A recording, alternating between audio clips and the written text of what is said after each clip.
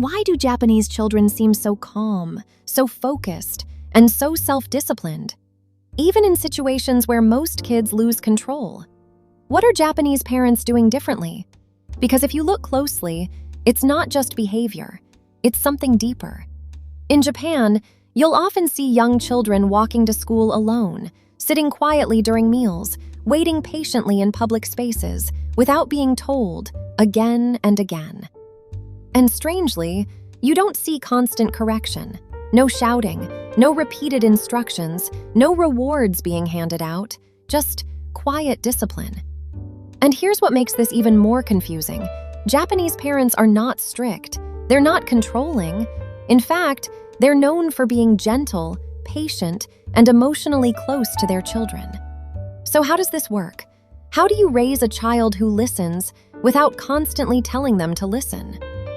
Most people assume it's culture, or school systems, or maybe even genetics.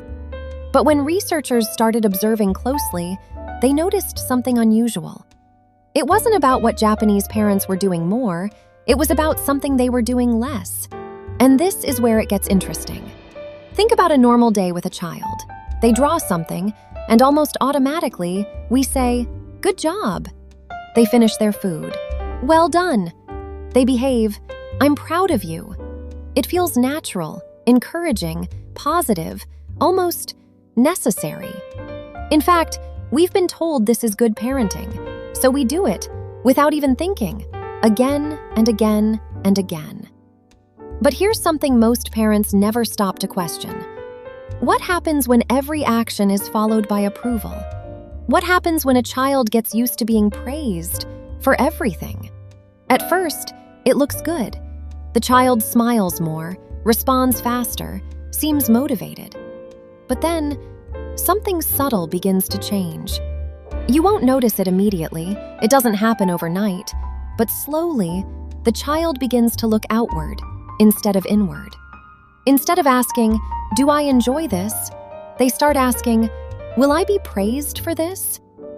And that shift is almost invisible, but powerful. Because now, their effort is no longer driven by curiosity or interest or growth. It's driven by response, by reaction, by approval. And over time, this creates something most parents never intended: a quiet dependency. A child who once explored freely starts hesitating.